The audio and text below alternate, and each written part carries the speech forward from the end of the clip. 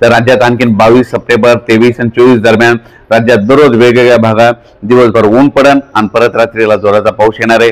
म्हणून हा मराठवाड्यातल्या सर्व शेतकऱ्यांनी हा अंदाज लक्षात घ्यायचा। पश्चिम महाराष्ट्रात देखील हीच परिस्थिती राहणार आहे। दिवसा ऊन पडल, काही ठिकाणी दुपारनंतर कधी रात्रीच्याला असा पाऊस येणार आहे, म्हणून हा अंदाज लक्षात घ्यायचा। उत्तर महाराष्ट्रात देखील अशीच परिस्थिती राहील। दिवसा ऊन पडल आणि रात्रीच्या परत पावसाचं वातावरण तयार होईल। ठिकठिकाणी पाऊस पडेल, सर्वदूर पडणार नाही, पण पाऊस मात्र काही भागामध्ये जोराची हजेरी लावणार आहे आणि याच्यामध्ये स्पीड जास्त असणार आहे, म्हणून हे लक्षात येतं। त्याच्यानंतर विदर्भात देखील काय होईल, भाग बदलत पाऊस पडणार आहे, म्हणून हा अंदाज लक्षात येतं। त्याच्यानंतर 25 आणि 26 दरम्यान राज्यात 2 दिवस वातावरण कोरडं राहील, म्हणजे चांगलं ऊन तापन, म्हणजे चांगलं सूर्यदर्शन होईल। पण त्याच्यानंतर राज्यामध्ये 27 सप्टेंबर 28 29 30च्या दरम्यान राज्यामध्ये ठिकठिकाणी मुसळधार पाऊस पडणार आहे, कुठं अतिमुसळधार पडणार आहे, कुठं रिमझिम पडणार आहे, कुठं ओढे नाले पडणार आहे।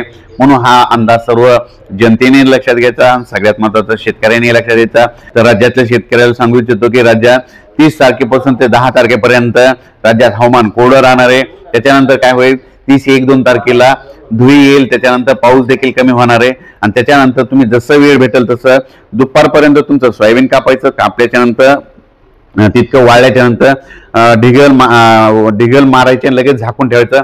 असं केल्याच्या नंतर तुमचं सोयाबीन पदरात पडेल।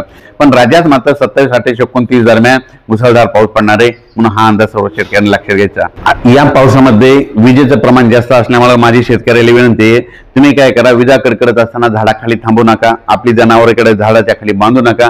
राज्यात सर्व शेतकऱ्याला सांगू इच्छितो की हा पाऊस सांगू इच्छितो की कोणत्या भागात जास्त होणार आहे। नांदेड जिल्ह्यात एक जरा जास्त पडणार आहे, परभणी जिल्ह्यात एक जास्त राहणार आहे, लातूर जिल्ह्यात एक जास्त राहणार आहे, जालना जिल्ह्यात एक जास्त राहणार आहे, बीड जिल्ह्यात एक जास्त राहणार आहे, धाराशिवकडे एक राहणार आहे, अहिल्यानगरकडे एक जास्त राहणार आहे, त्याच्यानंतर साताऱ्याकडे जास्त पडणार आहे, त्याच्यानंतर पुणे जास्त पडणार आहे, संगमनेर अहिल्यानगर जरा जास्त पट्ट्यात राहणार आहे, जळगाव जिल्ह्यात एक खूप पडणार आहे आणि त्याच्यानंतर मुंबई नाशिक त्या ठिकाणी देखील अतिवृष्टी होणार आहे।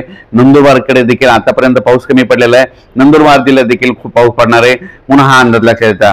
विदर्भ, पूर्व विदर्भ आणि पश्चिम विदर्भात देखील ज्या भागात अद्यापही पाऊस पडलेला नाही त्या भागात देखील आता ह्या पावसात शेवटचा पाऊस पडून जाणार आहे, म्हणून हा अंदाज सर्व विदर्भ पश्चिम विदर्भातल्या शेतकऱ्यांनी हा अंदाज लक्षात घ्यायचा।